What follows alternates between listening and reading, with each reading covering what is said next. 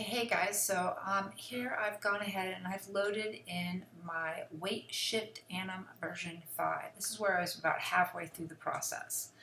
Um, so you can see that I have major keys at frame 1, frame 16. This is before she's lifted her foot and she's really just pivoted and is starting to move over to the other side. At frame 40. Again at frame 63, at frame 74, where she lifts her legs and starts to go over to the other side, at 83, 90, and 96. Those were the keys where I determined they were major keys. And so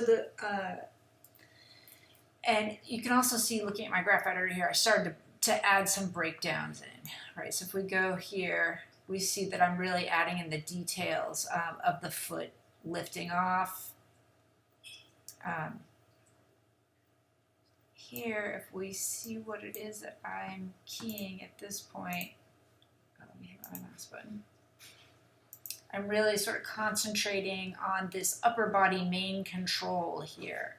And I've determined that the lowest point as it's coming over here is like frame 16, frame 28. It's still pretty low to the ground. And then she starts to straighten up a little bit here. And you can see that too in the reference. And that's one thing that you guys are going to find when you first start posing your character out, is the first thing you're going to want to do. None of these are at 0. This is -3, where she's standing her tallest. Okay? So one of the first things you're going to want to do with your character when you bring her in is lower her on her base control in YT, because we don't, otherwise they're going to look really puppetish, okay? And you also won't be able to spread the legs without hyperextending them. So keep that in mind when you're setting your initial poses, that the first thing you want to do is lower the upper body to the ground.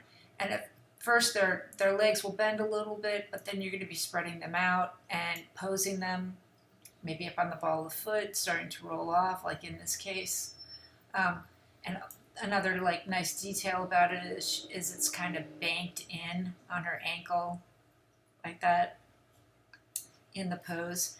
And when you construct your pose to match the reference from the angle that you shot it at, it's important that it looks right in your camera view, but you also want to be orbiting around your character and making sure that your pose works and makes sense in three-dimensional space.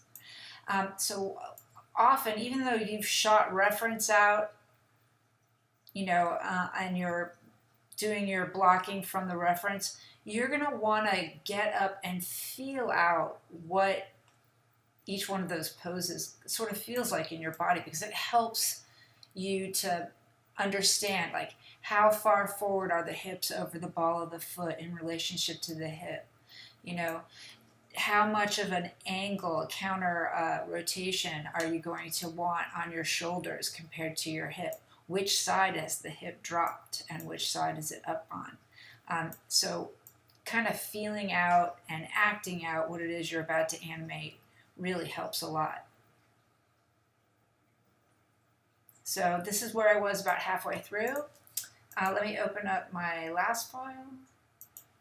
And you guys are definitely welcome to open up these files as well and take a peek at how I've organized things inside the graph editor. It will help you a lot. I'm going to go ahead and open up version 12, so don't say here.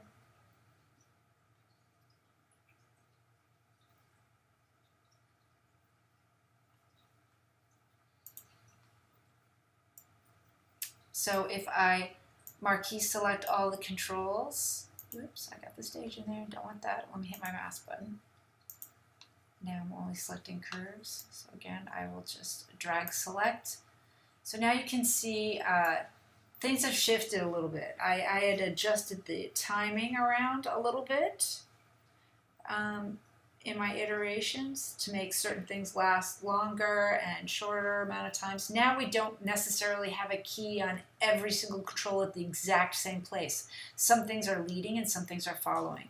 In this instance where she's going She steps over, the right foot leads, and her head is leading this animation, right? This motion of the upper body.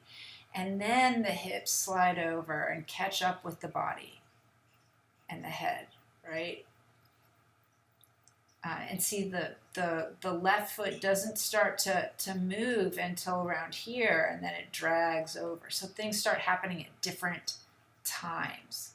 And this is what gives the texture and rhythm to your shot once you have the basic blocking.